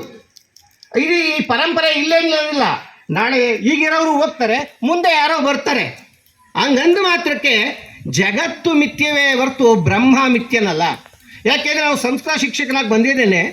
ಇಲ್ಲಿ ನಾನು ಬಂದಾಗ 9ನೇ ತರಗತಿಯಲ್ಲಿ ಈ ಶಾಲೆಯಲ್ಲಿ ಒಬ್ಬ ವಿದ್ಯಾರ್ಥಿಯಾಗಿ ಬಂದೆ. ಆಗ ನಾನು ಬಂದ ನಂತರ 1 ವರ್ಷದ ನಂತರ ಸ್ವಾಮೀಜಿಯವರು ಕೂಡ ಈ ಶಾಲೆಗೆ ಶಿಕ್ಷಕರಾಗಿ ವಿದ್ಯಾರ್ಥಿಯಾಗಿ ಬಂದರು. ಅವರು 1 ವರ್ಷ ಅಧ್ಯಯನ ಮಾಡಿದ್ರು, ನಾನು 2 ವರ್ಷ ಅಧ್ಯಯನ ಮಾಡಿದೆ. ಇಲ್ಲಿಗೆ ಬಂದಾಗ ನನಗೆ ಸಂಸ್ಕೃತದ ಜ್ಞಾನನೇ ಇಲ್ಲ. ಆಗ ಇಲ್ಲಿ ಒಬ್ಬರು ಶ್ರೀನಿವಾಸ್ ಶರ್ಮಾ ಅಂತ ಒಬ್ಬರು ಸಂಸ್ಕೃತ ಟೀಚರ್ ಇದ್ದರು. ಅವರು ಏನಪ್ಪ ನೀನು ಯಾವ ಭಾಷೆ ತಗೊಳ್ತೀಯೋ, ಫಸ್ಟ್ ಲ್ಯಾಂಗ್ವೇಜು ಅಂತ. ಗೊತ್ತಿಲ್ಲ ಸರ್, ನೀನು ಸಂಸ್ಕೃತ ತಗೋ, ಸಂಸ್ಕೃತ ಕಲಿ ಎಂದು. ಮಹಾನ್ ವಿದ್ವಾಂಸರು, ಚತುರ್ಭಾಷಾ ಪಂಡಿತರು, ಕನ್ನಡ, ಹಿಂದಿ, ಇಂಗ್ಲೀಷ್, ಸಂಸ್ಕೃತ 4 ಭಾಷೆಯಲ್ಲಿ ನಿರರ್ಗಳವಾಗಿ ಪಾಠ ಮಾಡ್ತಿರ್ತಕ್ಕಂಥ ಮಹಾವಿದ್ವಾಂಸರು. ಅವತ್ತಿನಲ್ಲಿ ಎಂತೆಂಥ ಶಿಕ್ಷಕರಿದ್ದರೆ ನೀವು ಆಶ್ಚರ್ಯಪಡ್ತೀರಾ. ಸ್ವಾಮೀಜಿಯವರು 1962 ಇಲ್ಲಿ ಸಂಸ್ಕೃತ ವೇದ ಪಂಡಿತರನ್ನು ಇಟ್ಟಿದ್ರು. ಒಬ್ಬರು ಸಿದ್ಧಲಿಂಗ ಸ್ವಾಮೀಜಿ ಅಂತಿದ್ರು. ಅವರು ಇಲ್ಲಿ ವೇದವನ್ನು ಹೇಳ್ತಾ ಇದ್ರು. ಅಷ್ಟೇ ಅಲ್ಲ, ಇನ್ನೂ ಹೆಚ್ಚಾಗಿ ವೇದವನ್ನು ಕಲಿಬೇಕು ಅಂದವ್ರು ಏನು ಮಾಡೋರು, ಸ್ವಾಮೀಜಿಯವರು ತಮ್ಮ ಪೂಜಾ ಸ್ಥಾನದ ಜೊತೆಗೆ ಕುಂಡ್ರಿಸ್ಕೊಂಡ್ಬಿಡೋರು. ಅವ್ರ ಕೈಗೆ ವೇದದ ಪುಸ್ತಕ ಕೊಡೋರು. ಅವರು ಸ್ವಾಮೀಜಿಯವ್ರು ಹೇಳ್ತಾ ಇದ್ದಾರೆ, ಅವರು ವೇದ ಪುಸ್ತಕವನ್ನು ನೋಡ್ತಾ ಕಲಿಬೇಕು, ಕೇಳ್ತಾ ಕಲಿಬೇಕು. ವೇದಕ್ಕೆ ಇನ್ನೊಂದು ಹೆಸರಿದೆ, ಶ್ರುತಿ. ಶ್ರುತಿ ಅಂದರೆ ಕೇಳಿ ತಿಳಿದುಕೊಂಡು ಕಲಿಯೋದು. ಆ ಸ್ವಾಮೀಜಿಯವ್ರ ಜೊತೆ ತಾವು ಕೇಳ್ತಾ ಕಲ್ತ್ಕೊಂಡ್ಬಿಟ್ರು. ಅದೇ ಪರಂಪರೆ ಇವತ್ತು ನಮ್ಮ ಇವತ್ತಿನ ಸ್ವಾಮೀಜಿಯವರು ಕೂಡ ನೀವು ಅವ್ರ ಪೂಜಾ ಮಂದಿರಕ್ಕೆ ಹೋಗಬೇಕು, ಒಂದು 20 ಜನ ಹುಡುಗರು ಕೂತಿರ್ತಾರೆ. ಸ್ವಾಮೀಜಿಯವರು ವೇದ ಹೇಳ್ತಾ ಇರ್ತಾರೆ, ಮಕ್ಕಳ ಜೊತೆ ವೇದ ಹೇಳ್ತಾ ಇರ್ತಾರೆ. ಹೀಗೆ ಹೇಳ್ತಾ ಕಲ್ತ್ಕೊಂಡ್ಬಿಡ್ತಾರೆ. ಇಂತಹ ಮಹಾಜ್ಞಾನ ಇದೆಯಲ್ಲ ವೇದ, ಸ್ವಲ್ಪ ಕಿವಿ ಕೊಟ್ಟರೆ ಕೇಳ್ಬೋದು. ಅವತ್ತು ಭಾಳ ಜನ ಹೇಳ್ತಾರೆ ವೇದವನ್ನು ಕಲಿಯೋದಕ್ಕೆ ಅವಕಾಶನೇ ಇರಲಿಲ್ಲ ಅಂತ. ನಾವಿವತ್ತು ಕರೆದು ಕೂಗ್ತಾ ಇದ್ದೀವಿ, ಬನ್ನಿ ವೇದ ಕಲಿಬೇಕಾ, ಬನ್ನಿ ಮಟ್ಟಕ್ಕೆ. ಸಂಸ್ಕೃತ ಕಲಿಬೇಕಾ, ಬನ್ನಿ ಮಟ್ಟಕ್ಕೆ. ಯಾವ ಅಡೆತಡೆ ಇಲ್ಲ, ಜಾತಿ ಕುಲ ಭೇದ ಇಲ್ಲ. ಮೊಟ್ಟ ಮೊದಲನೇ ಬಾರಿಗೆ ಜಾತಿ ಕುಲ ಭೇದವಿಲ್ಲದೆ ಸಂಸ್ಕೃತವನ್ನು ಕಲಿಸಿದಂತಹ ಯಾವುದಾದ್ರು ಸಂಸ್ಥೆಗಳಿದ್ದರೆ ಅಂತಹ 16 ಸಂಸ್ಥೆಗಳು ಮೊದಲನೇ ಪಾಠದ ಸಂಸ್ಥೆಯಲ್ಲಿ ಅಂಕಳ್ಳಿ ಮಠವನ್ನು ನಾವು ಹೇಳ್ತೀವಿ. ಈಗ ಹೇಳ್ತಾ ಕೊನೆಯದ ಒಂದು ಸಣ್ಣ ಕಥೆ ಹೇಳ್ಬಿಟ್ಟು ನನ್ನ ಭಾಷಣ ನಿಲ್ಲಿಸ್ತೀನಿ. ಒಂದು ಸಾರಿ ಶಂಕರಾಚಾರ್ಯರು ಅಂತ ಒಬ್ಬ ಆಚಾರ್ಯರಿದ್ದರು. ಅವರು ಏನು ಮಾಡ್ತಾಯಿದ್ರು ಅಂದರೆ, ಕೇರಳದಿಂದ ಕಾಲಡಿಯಿಂದ ಹೊರಟು ಉತ್ತರ ಭಾರತವೆಲ್ಲ ನಡ್ಕೊಂಡೇ ಹೋಗ್ತಾಯಿದ್ರು. ಅವತ್ತು ವೆಹಿಕಲ್ ಏನಿರಲಿಲ್ಲಪ್ಪ, ಬರೀ ಕಾಲಲ್ಲೇ ನಡಿಬೇಕಾಯ್ತು. ಏನು ಸಿಗ್ತದೆ ದಾರಿಲ್ಲ ತಿನ್ನಬೇಕಾಯ್ತು, ಕುಡಿಬೇಕಾಯ್ತು. ಏನು ಸಿಕ್ಕಲಿಲ್ಲ ಅಂದರೆ ಹಸ್ಕೊಂಡು ಮಲ್ಕೋಬೇಕಾಯ್ತು. ಹೀಗೆ ಹೋಗ್ತಾ ಇದ್ರು. ಹೋಗ್ತಾ ಇರ್ತಲೇ ಅವರು ಅನೇಕ ಜನರ ಚರ್ಚೆ ಮಾಡೋರು, ಅವ್ರ ಪ್ರಶ್ನೆಗಳಿಗೆ ಉತ್ತರ ಕೊಡೋರು. ಹೀಗೆ ಹೋಗ್ತಾ ಇರಬೇಕಾದ್ರೆ ಶಂಕರಾಚಾರ್ಯರು ಉತ್ತರ ಭಾರತಕ್ಕೆ ಬರ್ತಾರೆ. ಅಲ್ಲಿ ಒಂದು ದೊಡ್ಡ ಬೆಟ್ಟ.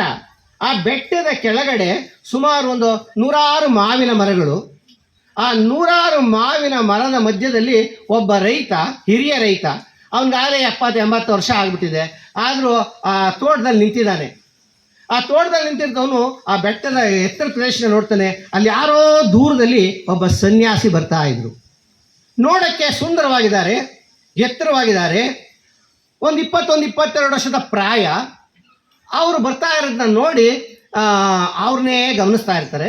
ಆಗ ಆ ಕಡೆಯಿಂದ ಬರ್ತಾ ಇರ್ತಕ್ಕಂಥ ಆ ಶಂಕರರು ಬೆಟ್ಟದ ಕಡೆ ನೋಡ್ತಾರೆ. ಅವರು ಸುಸ್ತಾಗಿರ್ತದೆ, ಆಹಾರ ಸೇವಿಸಿ ಬೆಳಗ್ಗೆಯಿಂದ ಆಹಾರನೇ ಸಿಕ್ಕಿರಲ್ಲ, ಆಗಲೇ 3 ಗಂಟೆ 3:30 ಗಂಟೆ ಟೈಮು, ಬೆಳಗ್ಗೆ ತಿಂಡಿನೂ ಇಲ್ಲ, ಮಧ್ಯ ಊಟನೂ ಇಲ್ಲ, ಸುಸ್ತಾಗಿ ಬಳಲಿ ಬೆಂಡಾಗಿ ಬರ್ತಾ ಇರ್ತಾರೆ.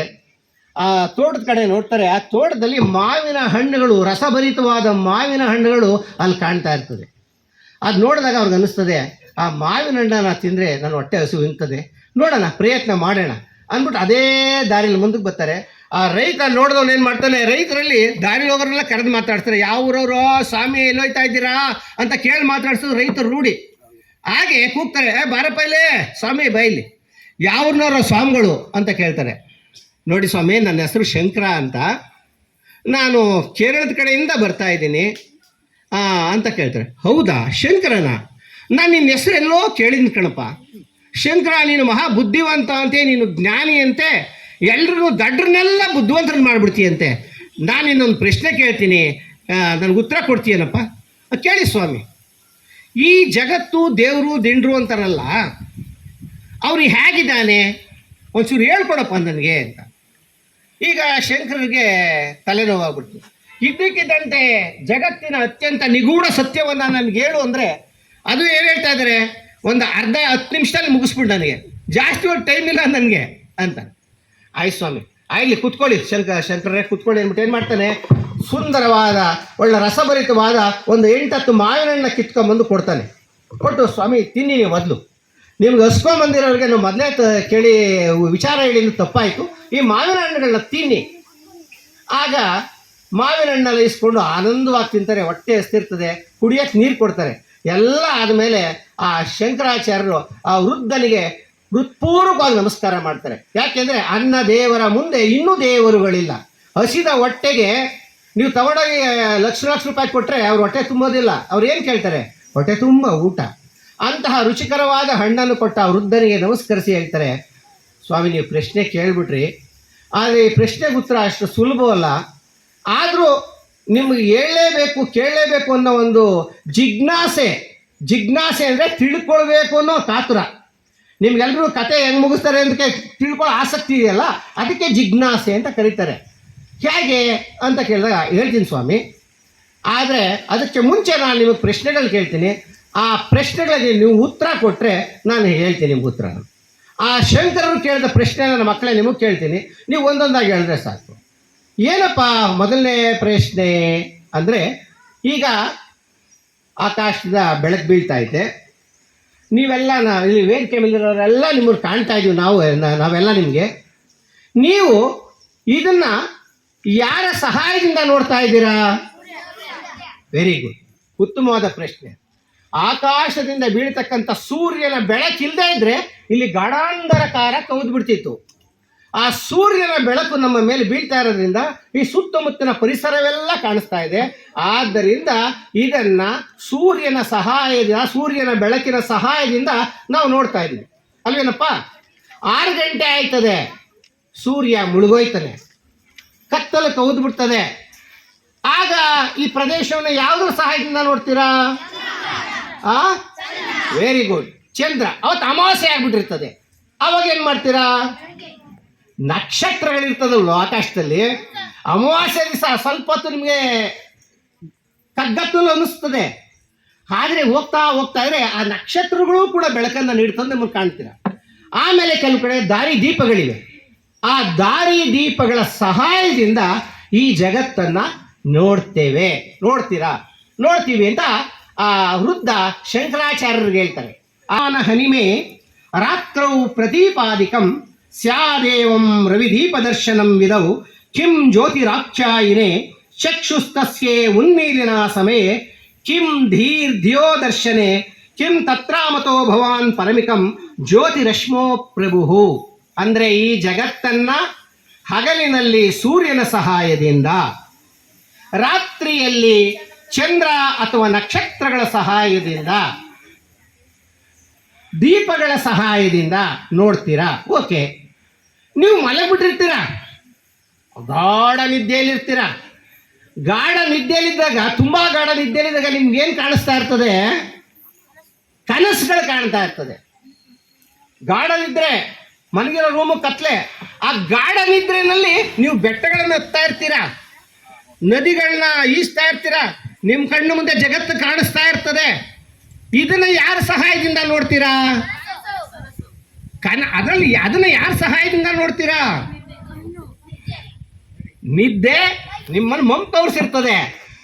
ನಿಮ್ಮ ಒಳಗಡೆ ಒಂದು ಮಹಾನ್ ಶಕ್ತಿ ಇದೆ, ಒಂದು ಚೈತನ್ಯ ಇದೆ. ಆ ಚೈತನ್ಯಕ್ಕೆ ಏನಂತ ಕರೀತಾರೆ? ಆತ್ಮ. ಅದನ್ನೇ ಶಂಕರಾಚಾರ್ಯರು ಹೇಳಿದ್ರು, ಬ್ರಹ್ಮ ಸತ್ಯಂ ಜಗನ್ಮಿತ್ಯಂ. ಈ ನಮ್ಮ ಶರೀರದಲ್ಲಿರ್ತಕ್ಕಂಥ ಆತ್ಮನಿಗೆ ಸಾವಿಲ್ಲ. ಇವನು ನಿಮಗೆ ಬರೀ ಇವತ್ತಿನ ಕನಸಲ್ಲ, ಯಾವುದೋ 25 ವರ್ಷದಿಂದ ಅಥವಾ ನೋಡದೇ ಇರೋ ಜಾಗಗಳನ್ನ ತೋರಿಸ್ಬಿಡ್ತದೆ. ನೀವು ಅರಣ್ಯದ ಮಧ್ಯೆ ಹೋಗ್ತಾ ಇರ್ತೀರಾ, ಅಲ್ಲಿ ಕಾಡಿನಲ್ಲಿ ಸಡನ್ ಆಗಿ ಒಂದು ಪ್ರಾಣಿ ಬರ್ತದೆ, ಭಯಭೀತರಾಗ್ತೀರಾ.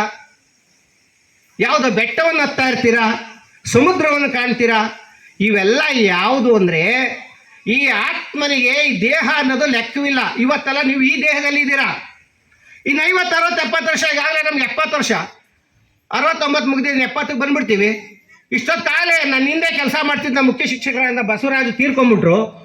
ನನ್ನ ನಂತರ ನನಗಿಂತ ಜೂನಿಯರ್ ಆಗಿರೋಂಥ ಹಿರೇಮಠ ಸ್ವಾಮಿಗಳು ಅವರು ಹೋಗ್ಬಿಟ್ರು. ಮಧ್ಯದಲ್ಲಿ ನಾನಿದ್ದೀನಿ. ನಾನು ಕೂಡ ಕ್ಷಣಗಳನ್ನ ಎಣಿಸ್ತಾ ಇದ್ದೀನಿ. ಆಗಲೇ ಜೀವನದಲ್ಲಿ ಬೇಸರ ಬರ್ತಾ ಇದೆ. ಯಾಕೆ ಅಂದರೆ ಹುಡುಗರಲ್ಲಿ ಚೈತನ್ಯ ಜಾಸ್ತಿ, ಯುವಕರಾದಾಗ ಮನುಷ್ಯನಿಗೆ ಜೀವನದಲ್ಲಿ ಆಸೆ ಜಾಸ್ತಿ ಇರ್ತದೆ, ಯುವಕನಲ್ಲಿ ಶಕ್ತಿ ಇರ್ತದೆ, ಜಗತ್ತನ್ನೇ ನಾನು ಗೆಲ್ಲಬೇಕು ಅನ್ನೋಂಥ ಚೈತನ್ಯ ಇರ್ತದೆ. ಅವ್ರು ಬೇಕಾದ್ರೆ ಮರಕ್ಕೂ ಹೋಗಿ ಗುತ್ತಾರೆ, ಮರಳು ಮೂಟೆ ಕಟ್ಟು ಗುತ್ತಾರೆ, ಅಷ್ಟು ಶಕ್ತಿ ಚೈತನ್ಯ ಇರ್ತದೆ. ಆದರೆ ಈ ಚೈತನ್ಯ ಕುಗ್ತಾ ಕುಗ್ತಾ ಕುಗ್ತಾ ಶರೀರ ಜೀರ್ಣವಾಗ್ತಾ ಇದ್ದಾಗ, ಹಲ್ಲುಗಳು ಉದುರೋದಾಗ, ಕಣ್ಣುಗಳು ಮಬ್ಬಾದಾಗ, ದೇಹ ನಿಶ್ಚಳವಾದಾಗ ಮನುಷ್ಯನಿಗೆ ಬಯಸ್ತಕ್ಕಂಥದ್ದು ಬೇರೆನೆ. ಈ ದೇಹದಲ್ಲಿ ಇನ್ನು ಮುಂದುವರಿಯೋದು ಬೇಡ. ಯಾಕೆ? ಆತ್ಮ ಏನು ಹೇಳ್ತಾನೆ? ವಾಸಾಂಸಿ ಜೀರ್ಣಾನಿ ಯಥಾ ವಿಹಾಯ ತಥಾ ಅಂತ ಹೇಳ್ತಾನೆ. ಕೃಷ್ಣ ಒಂದು ಮಾತು ಹೇಳ್ತಾನೆ, ಮನುಷ್ಯ ನೀವೊಂದು ಬಟ್ಟೆಗಳು ಹಾಕೊಂತೀರಾ, ಹೊಸ್ದಾಗಿ ನಿಮ್ಮ ಅಪ್ಪ ಬಟ್ಟೆ ತಂದು ಕೊಡ್ತಾರೆ, ಅವಾಗ ತುಂಬ ಆಸೆಯಿಂದ ಹಾಕೋತಿರಲ್ವೇನಪ್ಪ. ಅದನ್ನು ಯಾವಾಗ ಹೋದ್ರೂ ಎಲ್ಲೋದ್ರೂ ಅದೇ ಬಟ್ಟೆ ಹಾಕೊಂಡು ತಿರುಗ್ತಾ ಇರ್ತೀರಾ. 1 ವರ್ಷ 2 ವರ್ಷ 3 ವರ್ಷ ಹಾಕೋತೀರಾ. ಆ ಬಟ್ಟೆ ಮಸ್ಕಾಯ್ತದೆ, ಹರಿದೋಯ್ತದೆ. ಅವಾಗ ಏನು ಮಾಡ್ತೀರಾ? ಹರಿದೋದ ಬಟ್ಟೆ ಬಿಸಾಕ್ತೀರಾ, ಹೊಸ ಬಟ್ಟೆಯನ್ನು ಧರಿಸ್ಕೋತೀರಾ. ಹಾಗೆ ಈ ದೇಹದಲ್ಲಿರ್ತಕ್ಕಂಥ ಪರಮಾತ್ಮ ಈ ದೇಹ ಜೀರ್ಣವಾದಾಗ ಈ ದೇಹವನ್ನು ಬಿಟ್ಟು ಹೊಸ ದೇಹಕ್ಕೆ ಹೋಗಕ್ಕೆ ಇಷ್ಟಪಡ್ತಾನೆ. ಅದಕ್ಕೆ ಪುನರ್ಜನ್ಮ ಅಂತ ಹೇಳ್ತಾರೆ. ವಾಸಾಂಸಿ ಜೀರ್ಣಾನಿ ಯಥಾ ವಿಹಾಯ ನವಾನಿ ದೇಹಾನಿ ಅಂತ ಹೇಳ್ತಾ ಹೋಗ್ತಾನೆ. ಹಾಗೆ ಹರಿದ ಬಟ್ಟೆಯನ್ನು ಬಿಟ್ಟು ಹೊಸ ಬಟ್ಟೆಯನ್ನು ಧರಿಸುವಂತೆ ಹಳೆಯ ದೇಹವನ್ನು ತ್ಯಜಿಸಿ ಹೊಸ ದೇಹವನ್ನು ಹುಡುಕೊಂಡು ಹೋಗ್ತಾನೆ. ಇಂತಹ ಮಹಾಜ್ಞಾನ, ಆತ್ಮಜ್ಞಾನ ಯಾವುದರಾದರೂ ಇದೆ ಅಂದರೆ ಅದು ಸಂಸ್ಕೃತ ಭಾಷೆಯಲ್ಲಿದೆ. ಅಂತಹ ಒಂದು ಸಂಸ್ಕೃತವನ್ನು ಕಲಿಯೋದಕ್ಕೆ ಬಹಳಷ್ಟು ಜನ ಕಷ್ಟಪಡ್ತಾರೆ. ಆದರೆ ನಮ್ಮ ಮಠಗಳು ಕೈ ಬೀಸಿ ಕರೀತಾ ಇದೆ, ಬನ್ನಿ ನಮ್ಮಲ್ಲಿ ಸಂಸ್ಕೃತವನ್ನು ಕಲಿಯಿರಿ, ನಮ್ಮಲ್ಲಿ ವೇದವನ್ನು ಕಲಿಯಿರಿ, ನಮ್ಮಲ್ಲಿ ಯಾವ ಜಾತಿ ಭೇದಗಳಿಲ್ಲ. ನೀವು ಯಾವುದೇ ಮಠಗಳಿಗೆ ಹೋಗಿ, ಅದು ಚುಂಚನಗಿರಿ ಮಠ ಆಗ್ಬೋದು, ಅಥವಾ ಅದು ಕಾಗಿನೆಲೆ ಮಠ ಇರ್ಬೋದು, ಸಿದ್ಧಗಂಗಾ ಮಠ ಇರ್ಬೋದು, ಯಾವುದೇ ಮಠಗಳಿಗೆ ಹೋಗಿ ಜಾತಿ ಕುಲ ಭೇದವಿಲ್ಲದೆ ಎಲ್ಲರಿಗೂ ಸಂಸ್ಕೃತವನ್ನು ಕಲಿಸ್ತಾ ಇದೆ. ಆ ಸಂಸ್ಕೃತವನ್ನು ಕಲಿತಕ್ಕಂಥ ಸೌಭಾಗ್ಯ ನಿಮ್ಗೆಲ್ಲರಿಗೂ ದೊರಕಲಿ. ಇಷ್ಟು ಮಾತಾಡೋಕ್ಕೆ ಅವಕಾಶ ಕೊಟ್ಟಂಥ ನನ್ನ ಸ್ನೇಹಿತನಾದ ಗಂಗಾಧರಯ್ಯನವರಿಗೆ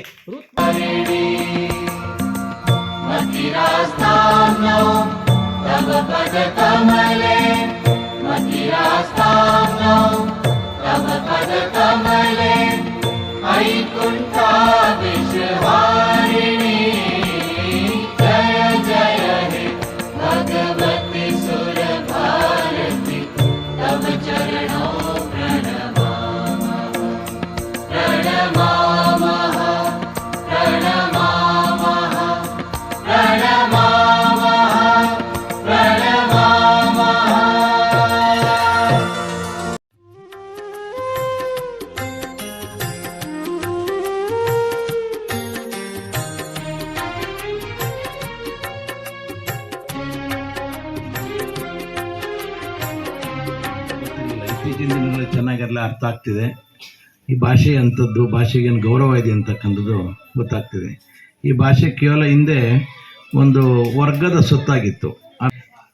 ಈ ಭಾಷೆಯನ್ನು ಎಲ್ಲರೂ ಕೂಡ ಕಲಿಬೋದು, ಯಾರಿಗೂ ಕೂಡ ಇದೇನಂತ ಕಠಿಣವಾದಂಥ ಶಬ್ದ ಅಲ್ಲ ಅಂತಕ್ಕಂಥ ವಿಚಾರವನ್ನು ನಮ್ಮ ಅಂಕನಹಳ್ಳಿ ಶ್ರೀ ಗವಿಮಠ ಮಾಡಿ ತೋರಿಸ್ತಾ ಇದ್ದಾರೆ.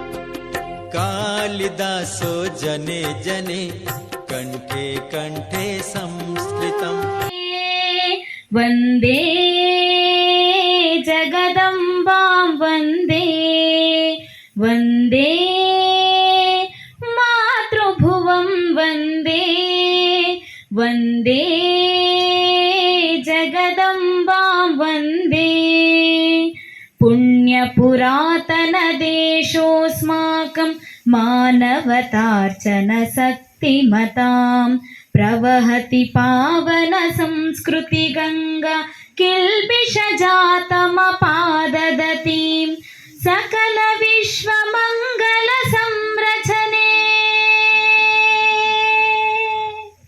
सकलविश्वमङ्गलसंरचने जुहोति सर्वोऽप्यात्मानम् आयुगमविरतमनुवर्तत इह राष्ट्रधर्मसमुपासनं वन्दे मातृभुवं वन्दे वन्दे जगदम्बां वन्दे. ಈ ದಿವಸ ಅಸ್ಮಾಕಂ ಸಂಸ್ಕೃತ ಅನ್ನ ಈ ಸಭೆಯನ್ನು ಆಯೋಜನೆ ಮಾಡಿದೆ. ಅಸ್ಮಾಕಂ ಅಂತ ಅಂದ್ರೆ ಏನು ತಿಳ್ಕೊಂಡು, ಅಸ್ಮಾಕಂ ಸಂಸ್ಕೃತ ಅಂದ್ರೆ ಏನು? ನಮ್ಮ ಸಂಸ್ಕೃತ, ನಮಗಾಗಿ ಸಂಸ್ಕೃತ. ಇದನ್ನು ನಿರ್ದಿಷ್ಟವಾಗಿ ಅದು ನಮ್ಮ ಸಂಸ್ಕೃತ ಅನ್ನೋದನ್ನ ಏನಕ್ಕೆ ಅಂತ ಅಂದ್ರೆ, ನಮಗೆ ಆತ್ಮೀಯವಾಗಿದ್ದುವಂಥದ್ದು, ನಮಗೆ ಬಹಳ ಬೇಕಾಗಿದ್ದು ಮತ್ತು ನಮ್ಮತನ ಅನ್ನೋ ಬರಲಿ ಎನ್ನುವ ಒಂದು ಉದ್ದೇಶದಿಂದ ಈ ಸಭೆಯನ್ನ, ಈ ಸಮಾರಂಭಗಳನ್ನ ಮತ್ತೆ ಸಂಸ್ಕೃತ ವಿಶ್ವವಿದ್ಯಾಲಯದ ಕುಲಪತಿಗಳಾದ ಡಾಕ್ಟರ್ ಅಹಲ್ಯ ಅವರ ಉದ್ದೇಶ ಬಹಳ ಮಹತ್ತರವಾದದ್ದು. ಮತ್ತೆ ನಮ್ಮ ಉದ್ಘಾಟಕರು ಆದಂಥ ಭೋಜಯ್ಯನವರು ಹೇಳಿದ್ರು, ಉದ್ದೇಶ ಏನು ಅಂತ ಅಂದ್ರೆ, ಹಳ್ಳಿಗಳಲ್ಲಿ, ಗ್ರಾಮಗಳಲ್ಲಿ, ಪಟ್ಟಣಗಳಲ್ಲಿ ಎಲ್ಲ ಜನಗಳಿಗೆ, ಜನಸಾಮಾನ್ಯರಿಗೆ ತಲುಪಲಿ ಸಂಸ್ಕೃತ ಅನ್ನೋ ಉದ್ದೇಶದಿಂದ ಡಾಕ್ಟರ್ ಕುಲಪತಿಗಳಾದ ಡಾಕ್ಟರ್ ಅಹಲ್ಯ ಅವರು ಈ ಕಾರ್ಯಕ್ರಮಗಳನ್ನು ಆಯೋಜನೆ ಮಾಡೋದಕ್ಕೆ ನಿರ್ದೇಶನ ನೀಡಿದ್ದಾರೆ ಅಂತೇಳಿ. ಆದರೆ ನಮ್ಮ ಗಂಗಾಧವರು ಹೇಳಿದ್ರು, ಕೆರೆನಲ್ಲಿ ನೀರು ನಿಂತ್ಕೊಂಡ್ರೆ ಏನು ಪ್ರಯೋಜನ ಇಲ್ಲ, ಕಾಲುವೆನಲ್ಲಿ ಹರಿಬೇಕು. कालिदासो जने जने कंठे कंठे संस्कृतम् ग्रामे ग्रामे नगरे नगरे गेहे गेहे संस्कृतम् कालिदासो जने जने कंठे कंठे संस्कृतम् कालिदासो जने जने कंठे कंठे संस्कृतम्.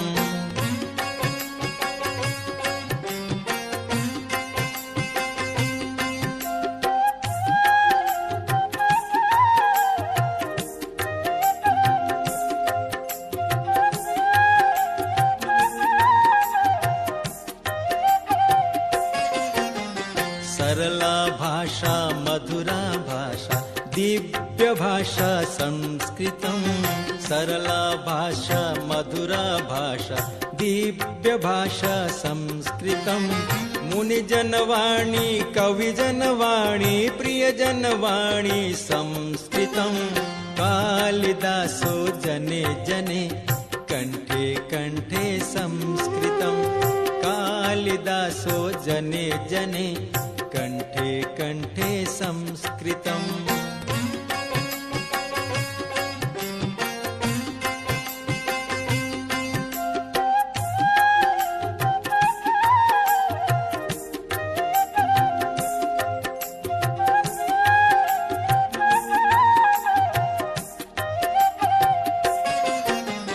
वसतो वसतो रामचरितं प्रियजन भाषा संस्कृतम् वसतो वसतो रामचरितं प्रियजन भाषा संस्कृतम् स्थाने स्थाने भारत देशे सदने सदने संस्कृतम् कालिदासो जने जने कंठे कंठे संस्कृतम् कालिदासो जने जने कंठे कंठे संस्कृतम्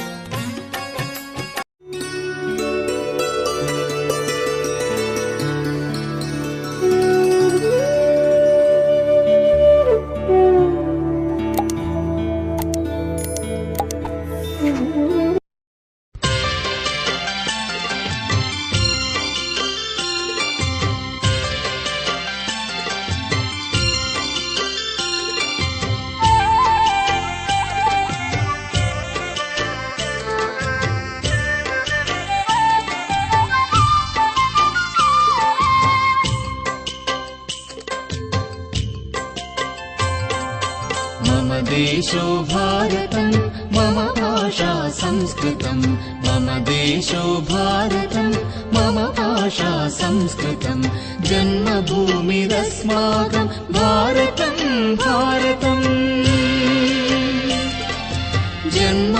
जन्मभूमिरस्माकं भारतं भारतं जननी वाङ्मयस्य संस्कृतं संस्कृतम् अनाद्यनन्द विश्वविदित शौर्य धैर्य कीर्ति कलित भारतीया वयं भारतीया वयं भारतीया वयम् अनाद्यनन्द विश्वविदित शौर्य धैर्य कीर्ति कलित भारतीया वयं भारतीया वयं भारतीया